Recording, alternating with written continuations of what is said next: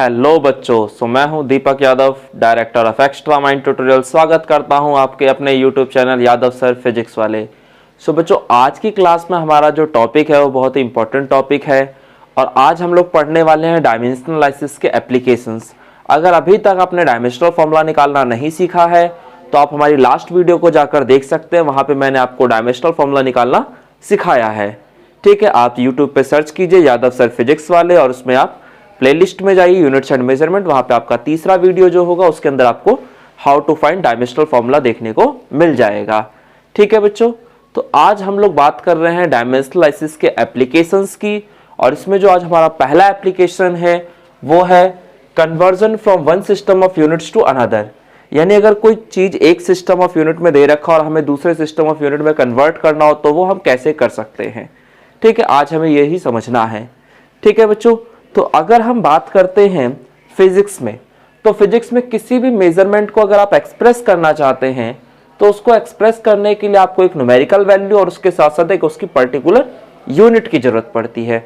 जैसे एग्जांपल के तौर पे मैं बात करूं कि आप मार्केट में गए सेब खरीदने के लिए और आपने 5 किलो सेब खरीदा, तो उस जो आपने सेब खरीदा है उसके मास को आप कैसे एक्सप्रेस करेंगे? ऐसे ही लिखेंगे ना, mass is equal to 5 kilogram, यानी मास ऑफ सेब इज इक्वल टू 5 किलोग्राम। तो यहाँ पर जो 5 है ये उसकी न्यूमेरिकल वैल्यू को रिप्रेजेंट कर रहा है और किलोग्राम जो है वो उसकी यूनिट को रिप्रेजेंट कर रहा है। ठीक है, आप उसके मास को सिर्फ ये नहीं कह सकते 5, क्योंकि 5 से हमें नहीं समझ में आएगा कि वो 5 किलो है, लीटर है, ग्राम है कि मीटर है। ठीक है, तो जब भी आप किसी मेजरमेंट को एक्सप्रेस करते हैं तो हमेशा उसकी न्यूमेरिकल वैल्यू के साथ साथ आपको उसकी यूनिट भी लिखनी होती है। अच्छा, जैसे ये लिखा हुआ 5 किलोग्राम, इसको अगर हम चाहें तो ऐसे भी तो लिख सकते हैं ना, 5000 ग्राम। क्या इससे सेब के मैग्नीट्यूड पे कोई फर्क पड़ेगा? मेरे ख्याल से तो नहीं। चाहे 5 किलोग्राम बोलो और चाहे 5000 ग्राम बोलो, बात तो सेम ही है। तो यहां पर भी ये इसकी न्यूमेरिकल वैल्यू है और ये उसकी यूनिट है, ये उसकी यूनिट है, कोई दिक्कत नहीं है।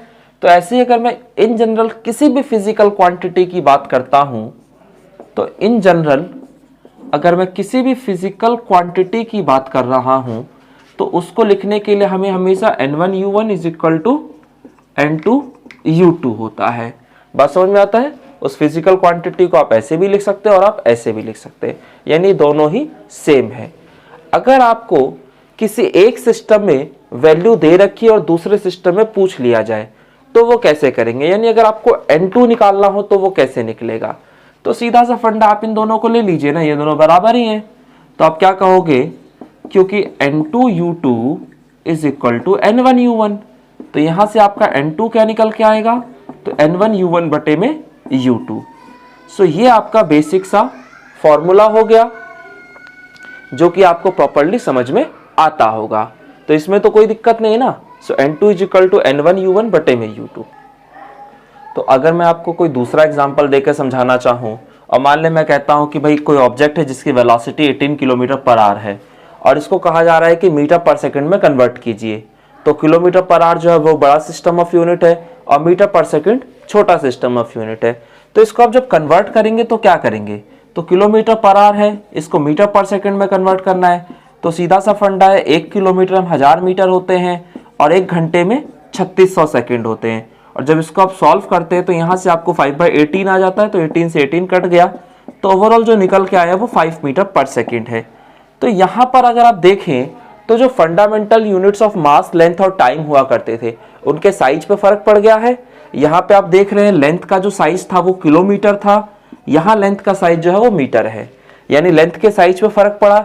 ऐसी जो टाइम का साइज था, यहाँ यहाँ आर था और यहाँ पर सेकंड था, तो ओवरऑल साइज के मतलब लेंथ के साइज पे भी फर्क पड़ गया। तो यहाँ से जो मैं आपको समझाना चाह रहा हूँ एक बात, वो ये है कि जब भी आप किसी एक सिस्टम ऑफ यूनिट से किसी दूसरे सिस्टम ऑफ यूनिट में जाते हैं तो वहां पर जो fundamental units of mass, length और टाइम होता है उनका जो साइज होता है वो चेंज हो जाता है। ठीक है, तो इनका जो साइज है वो चेंज हो गया है। लेकिन अगर डायमेंशनल फॉर्मूला की बात कर दी जाए तो जो डायमेंशनल फॉर्मूला आपको यहां मिल रहा है वही डायमेंशनल फॉर्मूला यहां भी मिल रहा है।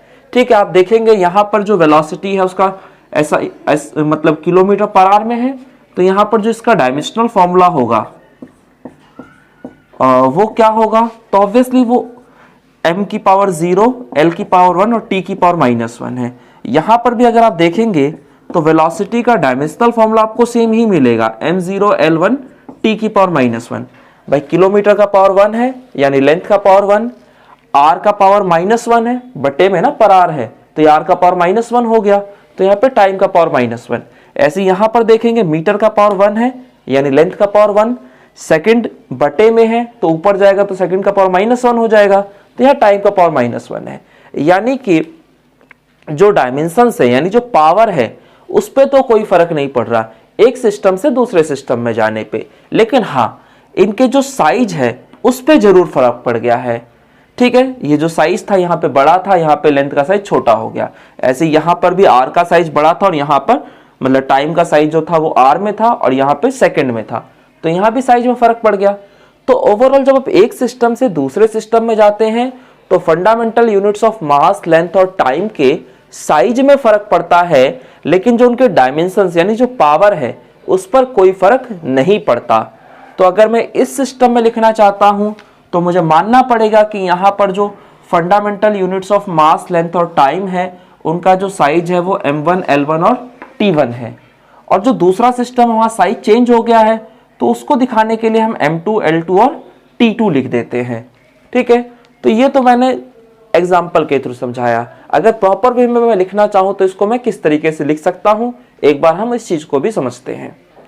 तो बच्चों ये है हमारा लिखने का तरीका। हमने क्या लिख दिया कि let the size of fundamental units of mass, length and time in one system of unit is m1, l1 and t1। यानी एक सिस्टम ऑफ यूनिट में जो साइज है हमारा वो ये है, और जो दूसरा सिस्टम ऑफ यूनिट है वहां पे fundamental units of mass, length और टाइम का साइज जो है वो ये है।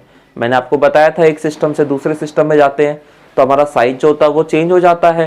तो पहले सिस्टम में मान लिया जो साइज है वो m1, l1 और t1 है, और दूसरे सिस्टम ऑफ यूनिट में जो साइज है वो m2, l2 और t2 है।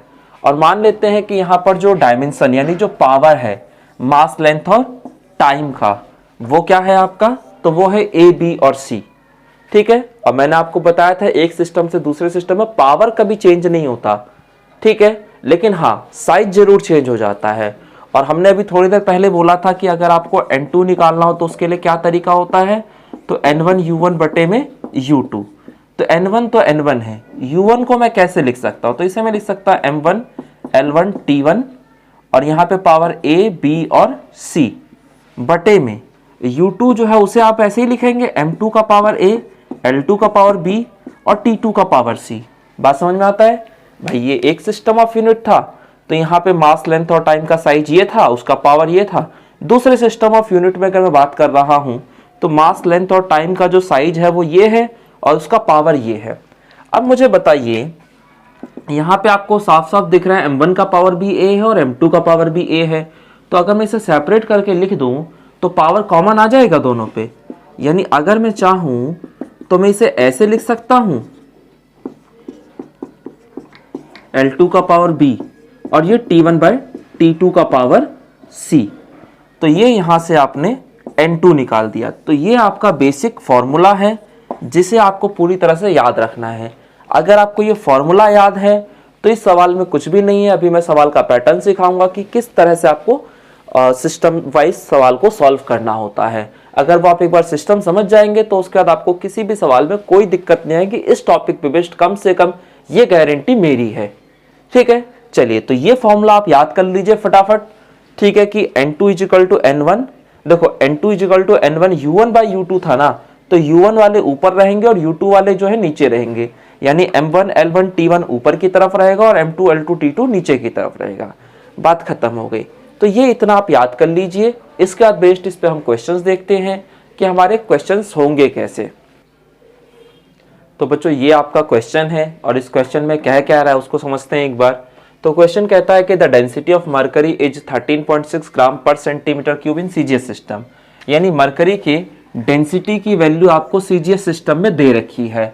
ठीक है, और इसकी वैल्यू एसआई सिस्टम में आपसे पूछा जा रहा है। यानी एक सिस्टम ऑफ यूनिट में वैल्यू दे रखी है और दूसरे सिस्टम ऑफ यूनिट में वैल्यू पूछ रहा है। यानी अभी जो हमने टॉपिक पे पढ़ा है उसी पे बेस्ड ये क्वेश्चन है।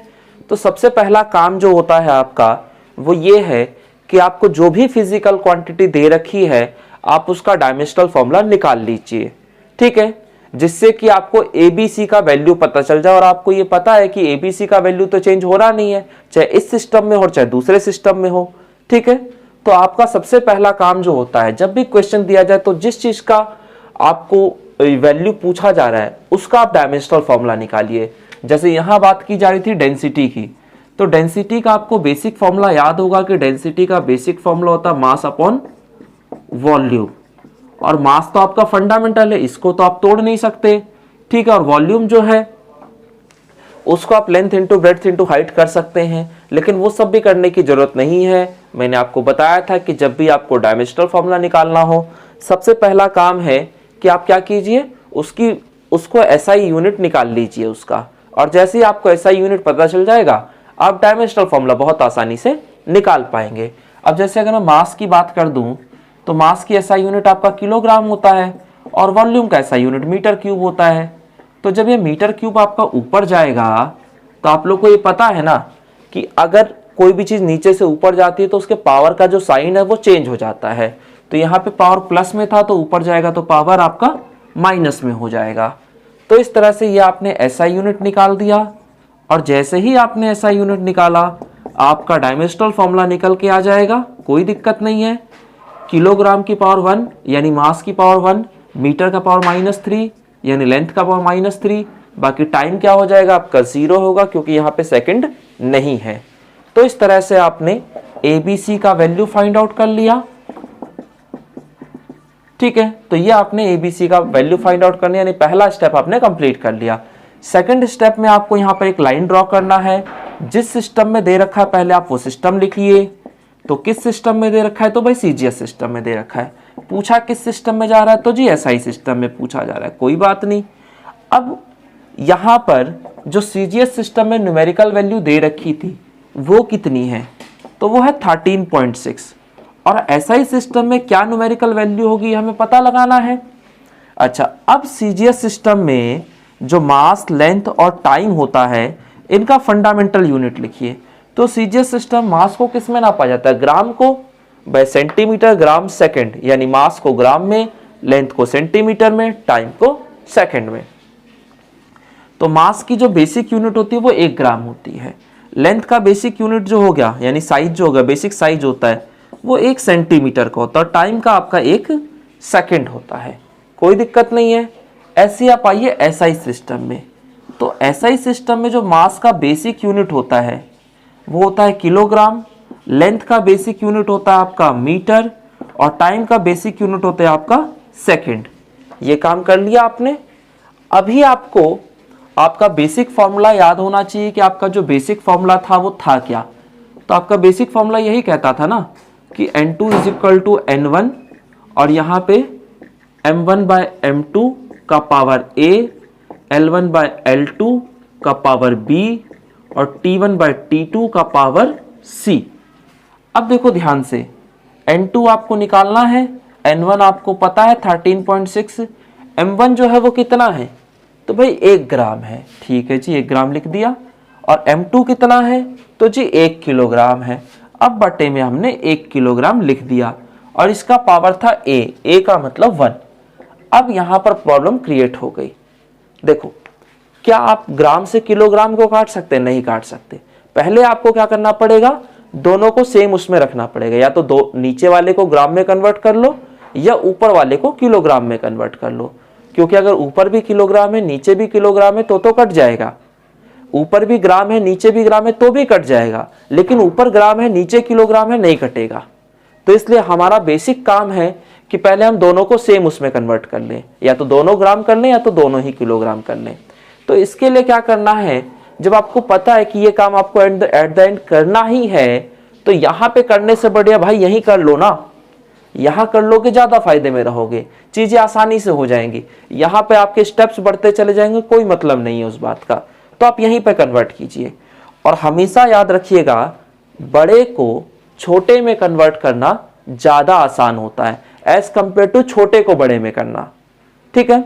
अब जैसे किलोग्राम में लिखा हुआ है तो इसे ग्राम में लिखना है तो आसानी से लिख सकते हैं 1000 ग्राम, मतलब पावर प्लस में ही चल रहा है। यहाँ पे लिखोगे तो 10⁻³ किलोग्राम लिखोगे तो वो थोड़ा सा अजीब हो जाएगा। सो इट्स बेटर कि बड़े को ही छोटे में कन्वर्ट करें। अब जैसे यहाँ मीटर है, यहाँ सेंटीमीटर, तो ये बड़ा है तो इसे कन्वर्ट कर लो, तो 1 मीटर बोला जाए तो 100 सेंटीमीटर। यहाँ सेकंड है, यहाँ भी सेकंड है, तो यहाँ कन्वर्जन की कोई जरूरत ही नहीं है। अब डालिए आप वैल्यू आराम से। तो m1 की वैल्यू 1 ग्राम थी और m2 की वैल्यू 1 किलोग्राम थी, जिसे मैं क्या लिख सकता था, 1000 ग्राम। अब लिखने में मजा आ रहा है आपको, क्यों? क्योंकि अब आपको साफ साफ दिख रहा है कि आप ग्राम से ग्राम को काट पाएंगे और चीजें आसानी से हो जाएंगी।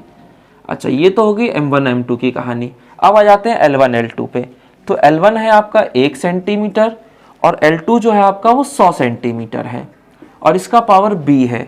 B का मतलब हो गया -3 और T1 जो है वो आपका 1 सेकंड का है और T2 जो है वो भी 1 सेकंड का और इसका पावर C का मतलब हो गया 0। कोई दिक्कत नहीं है। सो N2 इज इक्वल टू 13.6।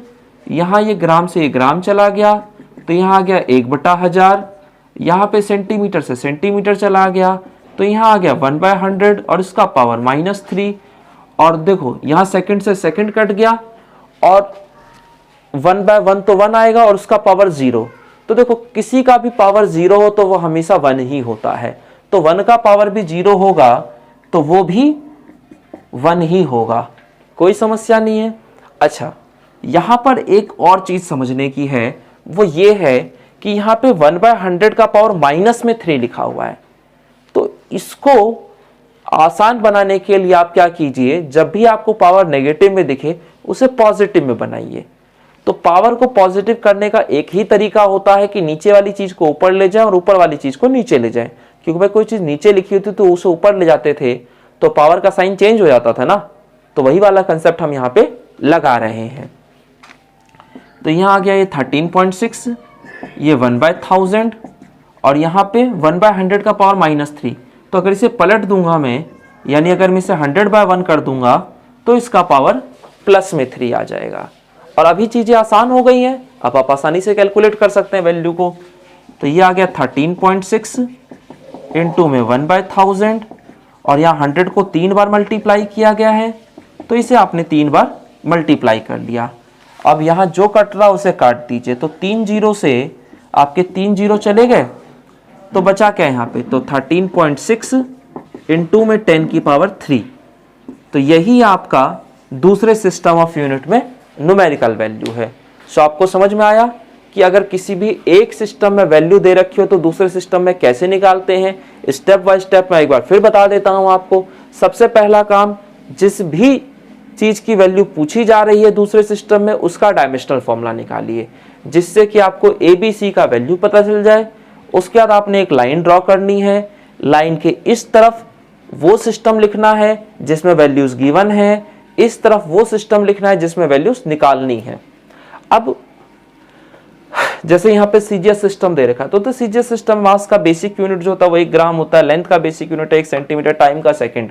ऐसे यहाँ पर मास का किलोग्राम, यहाँ मीटर, यहाँ सेकंड। फिर उसके बाद आपको जस्ट वो फॉर्मूला यूज करना है जो आपने ड्राइव किया था अभी थोड़ी देर पहले और उसमें वैल्यूज डालकर सॉल्व कर देना, आपका आंसर अपने आप आ जाएगा। अब मैं आपको दूसरा क्वेश्चन लिखवाऊंगा और उस क्वेश्चन को आप खुद से सॉल्व करने की कोशिश कीजिएगा और देखिए कि आपने कितना सीख लिया है चीजों को, क्योंकि सीखना बहुत जरूरी है। और जब तक चीजें अपने हाथ से नहीं करोगे तब तक चीजें पक्की नहीं होंगी। कभी भी इस बात का हमेशा ध्यान रखिएगा, ठीक है। तो अपनी कोशिश रखिए कि जो आप सीख रहे हैं उसको एक बार अपने हाथों से जरूर करें। इसीलिए हम लोग कहते हैं कि आप अपने खुद से नोट्स बनाइए, क्योंकि अपने बनाए हुए नोट्स दुनिया के सबसे बेहतरीन नोट्स होते हैं, ठीक है बच्चे। चलिए ओके, सो अब बढ़ते हैं हम अपने अगले क्वेश्चन की तरफ। तो बच्चों ये हमारा दूसरा क्वेश्चन है। तो ये क्वेश्चन हमसे क्या कहता है कि यूनिवर्सल ग्रेविटेशनल कांस्टेंट का जो वैल्यू है, यूनिवर्सल ग्रेविटेशनल कांस्टेंट का जो वैल्यू है SI सिस्टम में वो कितना दे रखा है, तो 6.6 इंटू 10⁻11 न्यूटन मीटर स्क्वायर पर किलोग्राम स्क्वायर। और बोल रहा है कि इसका वैल्यू बताइए CGS सिस्टम में, यानी एक सिस्टम में वैल्यू दे रखा है और दूसरे सिस्टम में आपसे पूछ रहा है। तो सीधा सा फंडा वही कंसेप्ट लगेगा जो हमने सीखा था अभी। तो मैंने क्या बोला था कि जिस भी चीज की वैल्यू आपसे पूछी जा रही है सबसे पहला काम उसका डायमेंशनल फॉर्मूला निकालिए। तो यानी कि आपको जो डायमेंशनल फॉर्मूला निकालना है वो किसका निकालना है, तो यूनिवर्सल ग्रेविटेशनल कांस्टेंट यानी कैपिटल G का डायमेंशनल फॉर्मूला निकालना है। तो अब कैपिटल जी का तो डायमेंशनल फॉर्मूला मुझे पता नहीं है, तो फिर आप एक काम कीजिए, कोई ऐसा फॉर्मूला ढूंढिए जिसके अंदर कैपिटल जी आता हो। तो हाँ, एक फॉर्मूला मुझे याद आ रहा है जो कि बहुत ही ज्यादा पॉपुलर फॉर्मूला है, बहुत ज्यादा पॉपुलर है। और वो फॉर्मूला क्या था? तो फॉर्मूला ये था, F = G m1 m2 बटे में r स्क्वायर। तो अगर मैं यहां से चाहूं तो G को निकाल सकता हूं, तो जो G निकल के आएगा वो क्या आ जाएगा? तो G आ जाएगा FR स्क्वायर बटे में m1 m2, ये आ गया। अब यहां से आप G का पहले SI यूनिट निकालिए, फिर वहां से डायमेंशनल फॉर्मूला निकालिए। तो मुझे बताइए, फोर्स जो होता है आपका, फोर्स का SI यूनिट क्या होता है? तो फोर्स को आप मास इंटू एक्सेलरेशन लिख सकते हैं। तो आप एक काम कीजिए, फोर्स को पहले मास इंटू एक्सेलरेशन लिख लीजिए, उसके बाद हम अपना आगे का काम शुरू करेंगे। अब देखते हैं जरा, मास को हम लोग कित में लिखते हैं? किलोग्राम में, एक्सेलरेशन को मीटर पर सेकंड स्क्वायर में, आर क्या था? डिस्टेंस ही तो था दोनों ऑब्जेक्ट्स के बीच का, तो डिस्टेंस है तो ऑब्वियसली इसे भी आप मीटर में ही नापेंगे, और ये भी मास है और ये भी मास है, यानी दोनों को ही आप किलोग्राम में लिखने वाले हैं। तो देखो, 1 किलोग्राम से 1 किलोग्राम चला जाएगा, ये किलोग्राम जब ऊपर जाएगा तो अभी इसका पावर प्लस में 1 है, तो ऊपर जाएगा तो माइनस में 1 हो जाएगा। मीटर का पावर 1 है और मीटर का पावर 2 है, और दोनों का हो रहा है मल्टीप्लीकेशन। तो जब भी मल्टीप्लीकेशन हो, बेस सेम हो, पावर ऐड हो जाता है, तो यहां पर भी पावर ऐड हो जाएगा। तो m का पावर 2 और m का पावर 1, तो ओवरऑल हो गया 3, और यहाँ पे सेकंड का पावर आ गया -2। तो ये आपने SI यूनिट निकाल दिया, और जैसे ही आपने SI यूनिट निकाला, आप डायमेंशनल फॉर्मूला निकालने लायक बन चुके हैं। तो यहाँ से जो G का डायमेंशनल फॉर्मूला आएगा वो क्या आएगा? तो mLT, किलोग्राम का पावर -1 यानी मास का पावर -1, मीटर का पावर 3 यानी लेंथ का पावर 3, सेकंड का पावर -2 यानी टाइम का पावर -2। तो यहाँ से आपका डायमेंशनल फॉर्मूला आ गया। तो अब आप इसको सॉल्यूशन में लिख लीजिए। तो G का जो डायमेंशनल फॉर्मूला है वो क्या है? तो वो है m का पावर -1, L का पावर 3 और T का पावर -2। तो यहाँ से आपको ABC का वैल्यू पता चल गया। A का वैल्यू हो गया -1, B का वैल्यू 3 और C का वैल्यू -2। तो ये आपने डायमेंशनल फॉर्मूला की मदद से ABC का वैल्यू निकाला। फिर मैंने बोला था कि आप एक लाइन ड्रॉ कीजिए, आप एक लाइन ड्रॉ कीजिए, और उस लाइन के इधर जिस सिस्टम में वैल्यू दे रखी है पहले वो सिस्टम लिखिए, और जिसमें निकालना है वो सिस्टम लिखिए। तो हमारा जो सिस्टम दे रखा है वो SI सिस्टम है, ठीक है, और जिस सिस्टम में वैल्यू निकालनी है वो CGS सिस्टम है। चलिए जी, कोई बात नहीं। तो SI सिस्टम में जो हमें न्यूमेरिकल वैल्यू दे रखी है वो दे कितनी रखी है? तो 6.67 × 10⁻11। और यहाँ पर जो मास का यूनिट होता है, बेसिक साइज जो होता है वो होता है SI सिस्टम में 1 किलोग्राम। लेंथ का जो बेसिक साइज होता है SI सिस्टम में वो 1 मीटर होता है, और टाइम का जो बेसिक साइज होता है वो आपका 1 सेकेंड होता है। अब CGS सिस्टम में क्या वैल्यू होगी वो हमें निकालनी है, और यहाँ पर भी मास का बेसिक साइज, लेंथ का बेसिक साइज और टाइम का जो बेसिक साइज है। तो मास का जो बेसिक साइज है वो 1 ग्राम होता है CGS सिस्टम में, लेंथ को हम लोग सेंटीमीटर में लिखते हैं, और टाइम का जो बेसिक साइज होता है वो सेकंड होता है। तो ये काम कर लिया।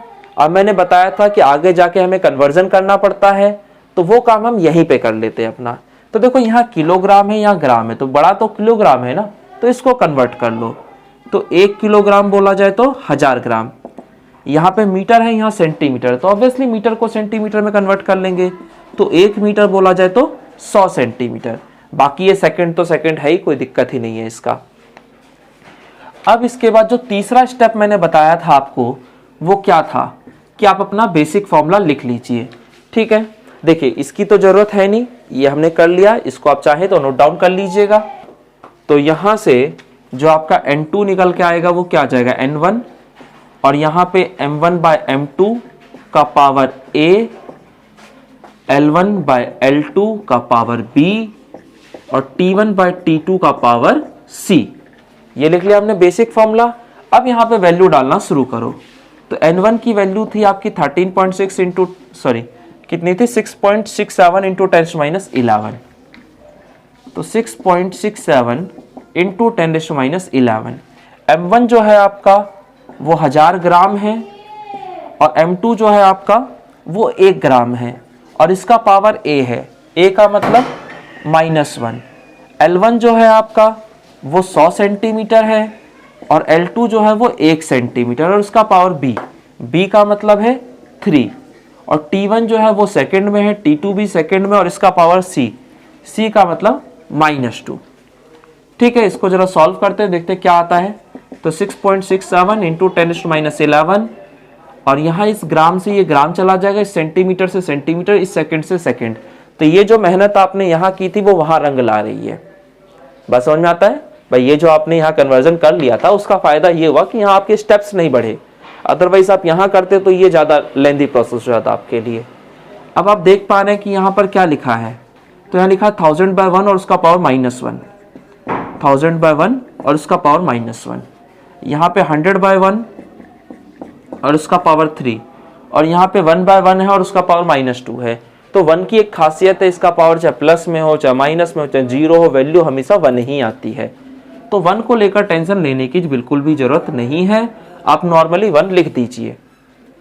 अब यहाँ पे क्या आ जाएगा 6.67 इंटू 10⁻11 और देखो 1000 का पावर -1 है तो हमें क्या करना होता है, पावर को प्लस में बनाना होता है।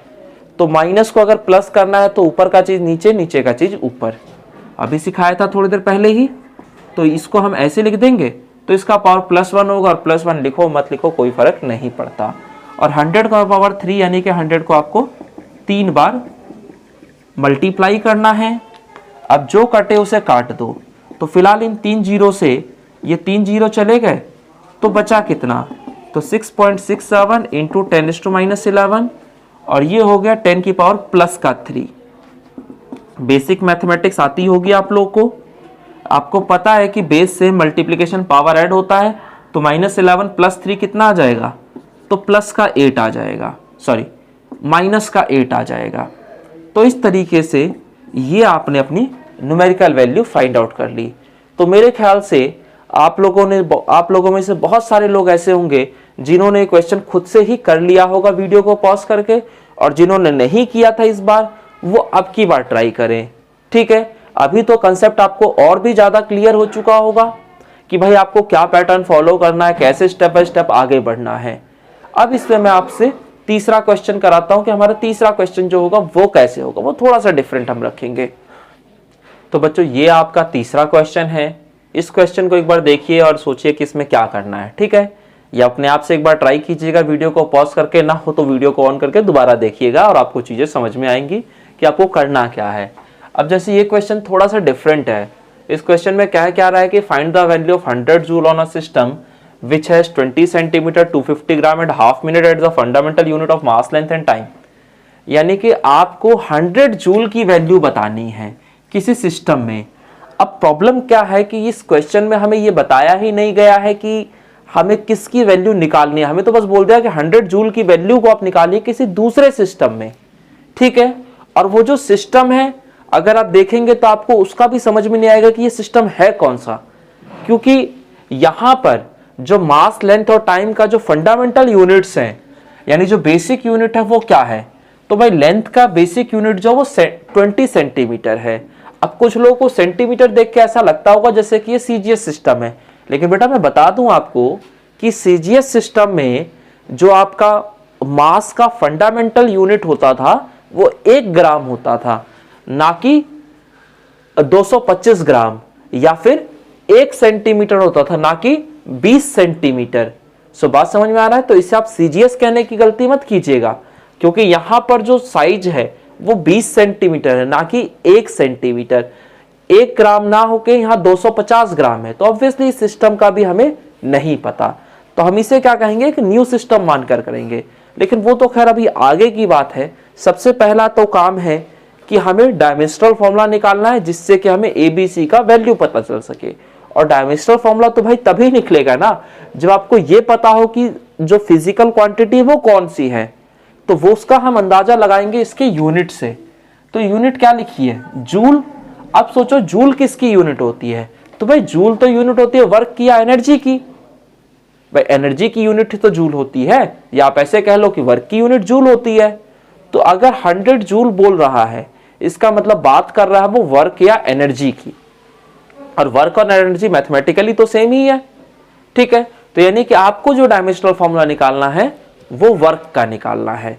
तो वर्क का डायमेंशनल फॉर्मूला क्या होता है उसको समझने के लिए हमें उसके बेसिक फॉर्मूले पे आना पड़ेगा। तो वर्क का जो हमारा बेसिक फॉर्मूला था वो फोर्स इंटू डिस्प्लेसमेंट था ना। हालांकि यहाँ पे एफ एस कॉस थीटा होता है, बस उस एंगल से हमें डायमेंशन में कोई लेना देना नहीं होता, इसलिए मैं उसे लिख भी नहीं रहा हूँ। तो work is equal to force into displacement, और फोर्स को अगर मैं और तोड़ू तो मास इंटू एक्सेलरेशन आ जाएगा। और मेरे ख्याल से अब तो कम से कम मैंने याद रख रखा होगा कि मास की जो एसआई यूनिट होती है वो किलोग्राम होती है, एक्सेलरेशन का मीटर पर सेकंड स्क्वायर होता है, और एस का मतलब यहाँ पे डिस्प्लेसमेंट है। तो डिस्प्लेसमेंट को किस में लिखोगे, मीटर में, तो इस तरह से आ जाएगा किलोग्राम मीटर स्क्वायर पर सेकंड स्क्वायर। तो अगर आपको एसआई यूनिट पता चल चुकी है तो आप आसानी से डायमेंशनल फॉर्मूला निकाल सकते हैं। तो किलोग्राम का पावर 1 यानी मीटर का पावर 1, किलोग्राम का पावर 1 यानी मास का पावर 1, मीटर का पावर 2 यानी लेंथ का पावर 2, और सेकंड का पावर -2 बोले तो टाइम का पावर -2। तो यहां से आपको ए, बी और सी तीनों की ही वैल्यू पता चल जाती है, ठीक है। तो यहां से कोई दिक्कत नहीं है, ये आपको ए बी सी का वैल्यू पता चल गया। अब इसके बाद जो सेकंड स्टेप हुआ करता था उसमें मैं क्या कहता था कि आप एक लाइन ड्रॉ कीजिए और इस लाइन के इधर वो सिस्टम लीजिए जिसमें आपको चीजें दे रखी हैं। तो भाई जूल तो ऐसा ही सिस्टम में ही आता है, तो ऑब्वियसली ये जो सिस्टम है ये ऐसा ही सिस्टम है, लेकिन जो दूसरा सिस्टम है वो नहीं समझ में आ रहा कि कौन सा है। तो इसलिए हम क्या कर रहे हैं, उसमें न्यू सिस्टम लिख दे रहे हैं। हमें नहीं पता कौन सा सिस्टम, तो ये कोई नया सा सिस्टम है, तो मैंने यहाँ पर न्यू सिस्टम लिख दिया। अब एसआई सिस्टम में जो आपको न्यूमेरिकल वैल्यू दे रखी है वो कितनी दे रखी है, तो 100 जूल यानी न्यूमेरिकल वैल्यू 100 है। अब यहाँ पर जो मास का फंडामेंटल यूनिट होता है एसआई सिस्टम में वो होता है 1 किलोग्राम, लेंथ का जो फंडामेंटल यूनिट होता है वो 1 मीटर होता है, और टाइम का 1 सेकेंड होता है। ये जो नया सिस्टम है इसमें मुझे न्यूमेरिकल वैल्यू निकालनी है। इसमें जो मेरा मास का जो फंडामेंटल यूनिट है वो दे रखा है कितना, 250 ग्राम। तो यहाँ पे मुझे 250 ग्राम लिखना पड़ेगा। लेंथ का जो फंडामेंटल है ये आपको गिवन है 20 सेंटीमीटर, तो इसे हमने 20 सेंटीमीटर में लिख दिया।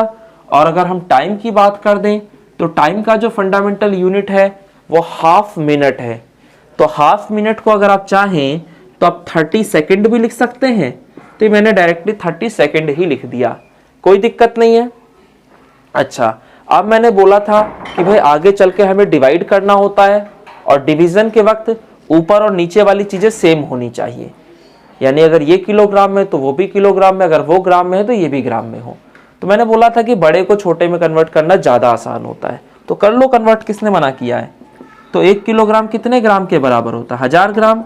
1 मीटर तो आपका 100 सेंटीमीटर, और देखो यहाँ भी सेकंड है यहाँ भी सेकंड है, तो यहाँ कन्वर्जन की जरूरत नहीं है, लेकिन यहाँ पर जरूरत थी क्योंकि यहाँ किलोग्राम था और यहाँ ग्राम था, इसलिए हमने इसे कन्वर्ट कर लिया। तो अभी चीजें ठीक है। अब आपका जो तीसरा स्टेप हुआ करता था वो था आपका जो फॉर्मूला आपने याद कर रखा है उसे लिखना। तो वो फॉर्मूला क्या था, तो N2 is equal to N1 M1 bye M2 का power A, L1 bye L2 का पावर B और T1 बाय T2 का पावर C, ठीक है। तो ये N1 जो है हमारा वो कितना दे रखा है, तो वो दे रखा है आपको 100, तो N1 आपका 100 है। M1 आपका दे रखा है 1000 ग्राम, तो ये ऊपर की तरफ 1000 ग्राम आ गया। M2 कितना दे रखा है, तो 250 ग्राम, तो यहां हमने 250 ग्राम लिख दिया। और इसका पावर A, पावर कितना था हमारा, A का मतलब है 1, चलिए ठीक है। L1 कितना है आपका, तो वो है 100 सेंटीमीटर, और L2 कितना है, तो 20 सेंटीमीटर है। और इसका पावर B, B का मतलब हो गया हमारा 2, और जो T1 है वो कितना है, तो वो 1 सेकेंड है, और T2 जो है आपका वो 30 सेकेंड है, T2 आपका 30 सेकेंड है। और इसका पावर C, C का मतलब है -2, तो मैंने यहाँ -2 लिख दिया। बाकी तो आपका बेसिक मैथमेटिक्स है, अब आप मल्टीप्लाई डिवाइड करना तो जानते ही होंगे, तो आप आसानी से इसे सॉल्व कर लेंगे। तो ग्राम से ग्राम कट जाएगा, सेंटीमीटर से सेंटीमीटर कट जाएगा, सेकंड से सेकंड कट जाएगा। तो यहाँ बचेगा क्या, तो 100, और देखो 250 को अगर 4 बार मल्टीप्लाई करोगे 1000 आ जाएगा, तो ये 4 का पावर 1 आ गया। यहाँ पे 20 को 5 बार मल्टीप्लाई करोगे 100 आ जाता है, तो ये 5 आ गया, तो 5 का स्क्वायर। और देखो यहाँ पे आ रहा है 1/30 और उसका पावर है -2। तो अगर पावर माइनस में होगा तो उसे हमें प्लस में बनाना पड़ेगा, और प्लस में बनाने के लिए नीचे वाली चीज ऊपर, ऊपर वाली चीज नीचे। तो 100 गुणे में 4, 5 का स्क्वायर 25, और 1/30 का पावर -2 है, तो अगर इसे मैं +2 बनाना चाहता हूं तो इसे मुझे 30/1 लिखना पड़ेगा, तो ये पावर प्लस में आ जाएगा। तो 125 को 4 से मल्टीप्लाई करोगे तो 100, और 100 को मल्टीप्लाई करोगे 100 से तो ये आएगा आपका। और 30 का पावर +2, देखो 30/1 तो 30 है, और 30 का पावर अगर 2 कर दोगे तो ये आपका 900 आ जाएगा। तो यहाँ से आगे 9 × में 2, 2 4 और 2 6, तो 10 का पावर 6। तो यहाँ जो नया वाला सिस्टम है उसमें जो हमारी न्यूमेरिकल वैल्यू आ गई वो आ गई n2 = 9 × 10⁻6। सो बच्चे ये आपको समझ में आ रहा है। तो ये हमने कुछ आपको न्यूमेरिकल्स कराए हैं आज की क्लास में। इसी टाइप के और न्यूमेरिकल्स आपको आपकी बुक्स में देखने को मिल जाएंगे। आप प्रैक्टिस के लिए वहां से और ज़्यादा न्यूमेरिकल्स कर सकते हैं, बट जो पॉसिबल टाइप्स हैं वो यही हैं, ठीक है। इसके अलावा ज़्यादा टाइप्स आपसे पूछे नहीं जाते हैं। तो आप इन्हीं क्वेश्चंस को यहाँ से सीख कर अपनी किताबें लीजिए, जो भी आपके पास किताब है, और उससे जितना ज़्यादा आप प्रैक्टिस करेंगे आपकी चीज़ें उतनी ही ज़्यादा बेहतर होती चली जाएंगी। तो आज की क्लास में हमने एक एप्लीकेशन को कंप्लीट किया है। नेक्स्ट वीडियो में हम लोग जो इसका सेकंड एप्लीकेशन है उसको कंप्लीट करेंगे। तो बच्चों, अगर आपको वीडियो अच्छी लगी हो तो चैनल को लाइक करें, शेयर करें अपने दोस्तों के साथ, सब्सक्राइब करें, ठीक है। और अगर कोई बात आपको नहीं समझ में आती है तो वो डाउट में आप पूछ सकते हैं मुझसे कमेंट सेक्शन में, ठीक है। बाकी हम लोग नेक्स्ट एप्लीकेशन को नेक्स्ट वीडियो में लेकर आएंगे। तो आप तब तक रखिए अपना ख्याल। ओके बच्चों, बाय।